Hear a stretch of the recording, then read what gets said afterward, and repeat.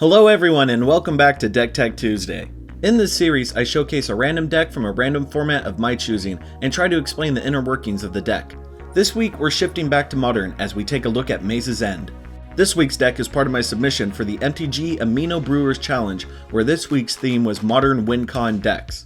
Out of the options available to me like Laboratory Maniac, Mortal Kombat, and other fun and interesting cards, I decided to go with the Maze's End route. So, what is it that we're trying to do with this deck? The goal of the deck is to win with Maze's End. The card and the path to winning with said card is not only incredibly slow, but it's also super clunky. Because of how slow moving this deck really is, we need a way to protect ourselves from all the super fast aggro strategies like Infect, Affinity, Burn, and Dredge.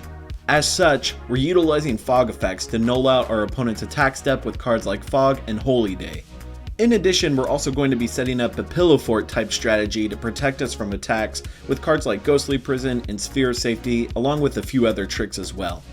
One of the other main goals of brewing with this deck was that I wanted to make sure that this list was as budget friendly as possible, hence why all of the fog effects are in the board in the first place. If a list like this looks interesting to you, you might want to invest in other relevant yet somewhat expensive cards like Leyline of Sanctity and Greater Auramancy as a way to help improve your matchups against other decks in the Modern format. To understand exactly what's going on with this build, we first have to look at Maze's End. So, the card itself is a colorless land that taps for colorless mana, but it has the second ability. That ability being that if we can get 10 different gate land types on the field in addition to activating Maze's End, we instantly win the game on the spot. The problem is, however, is that the card itself requires that you play with 5 different colors worth of land. Even if you pick only one copy of each gate type land, that's still at least 10 lands plus the number of Maze's End taking up your land slots in your deck.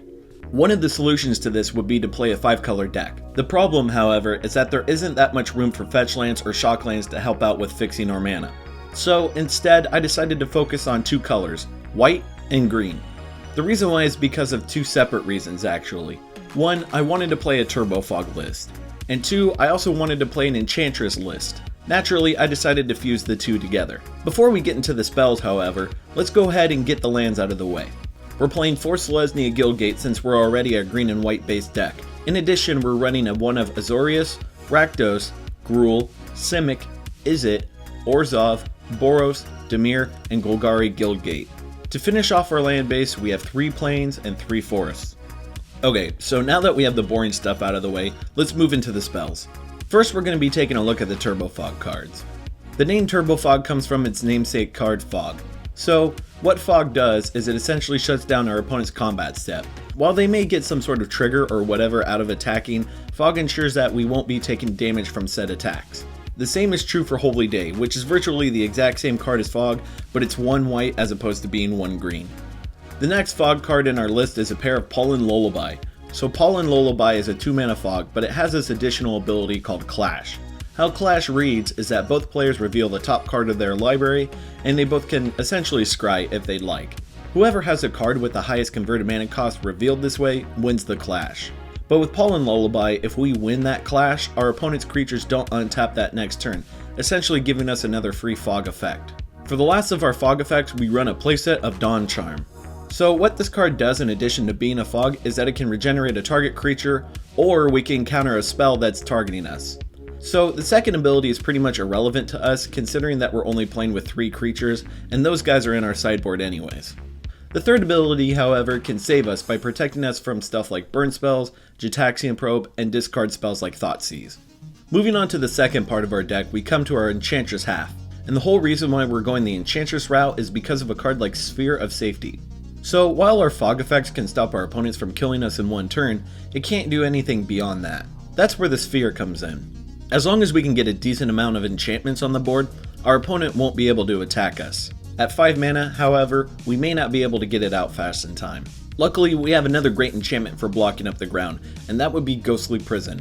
Essentially, it's a mini Sphere of Safety, forcing our opponents to pay only 2 mana as opposed to an X amount. If we can get multiples of this, or spheres on the board, we can pretty much lock our opponents out of attacking us altogether. Luckily, this card has been reprinted a couple of times within this past year, and it's now at a much more affordable price. For our next card, we have a pair of Crackling Perimeter.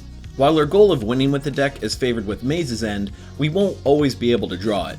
or our opponents might destroy it or exile it with something like Crumble to Dust, for example. In case of situations like this, we call upon Crackling Perimeter as a backup for winning. For 1 and a red mana, we get an enchantment that turns our gates into sources of damage. While 1 point of damage might not seem like a lot, being able to tap 3 to 5 plus lands a turn is a very fast clock that needs to be dealt with as soon as possible. Our next enchantment is a playset of Fertile Ground. Now, considering that this is a green-white deck with 5 different sources of color in its mana base, we're going to have bad draws. It's pretty much going to be unavoidable with this kind of deck. That's why we're playing with this card. We can slap this on a Dimir Guildgate and let it cast our Holy Day if need be. While it's not the most exciting form of color fixing, it does help buff our Sphere of Safety. If being on a budget isn't an issue for you, I'd suggest running Chromatic Lantern in its place instead. Now for removal in this deck, it's best to keep up with the enchantment theme, and for that reason alone, we look back upon Journey to Nowhere. The more I play with this card, the more I like it, to be honest. It's the closest thing to a budget version of Path to Exile that we're probably ever going to get, and for being 2 mana, that's not too bad of a price to pay. And since Dredge is popping up again, having access to removal in the form of exiling creatures is very relevant. As far as Tutoring is concerned, we're going to be playing a 3 of Sylvan Scrying. While not a ramp spell in the sense of this card being able to put a land card from our library into play, Sylvan Scrying can search out a Maze's End for us, or it can get a Guildgate card to help us win at a slightly faster rate. At worst, it can tutor up a white source for us in situations where we wouldn't have one otherwise. And for the last spell of our deck, we have a 3 of Rites of Flourishing. For 2 and a green mana, Rites of Flourishing lets us draw an additional card, which definitely helps us out in terms of being able to find fog effects and our Maze's End much faster. Not only that, but it allows us to play an additional land each turn. So if we manage to draw a bunch of Guildgate cards in succession, Rites of Flourishing will allow us to play them, and in turn get much closer to winning the game with Maze's End. Moving on to the sideboard, we start off with a pair of Terra Eternal. Ghost Quarter and Tectonic Edge are relevant land destruction cards that people commonly play in Modern. If they manage to blow up one of our Guildgates, we're pretty much done at that point. Since Terra Eternal makes our lands indestructible, we won't really have to worry about that. For our next card, we have a 3 of Ceruli Gatekeepers. We bring these creatures in against the burn matchup. While our Dawn Charm will be able to deal with a burn spell temporarily, Ceruli Gatekeepers nets us a return on life, while also providing a 2/4 body to protect us against Nakados and Goblin Guides. The reason why we play something like this over a card like Feed the Clan is because, again, we almost run no creatures, save for the Ceruli Gatekeepers themselves. For Graveyard Hate, we run a 3 of Tormod's Crypt. While not being the most exciting way to fight graveyard strategies, it is incredibly budget friendly. For 0 mana, you get an artifact that can wipe away an opponent's graveyard at instant speed.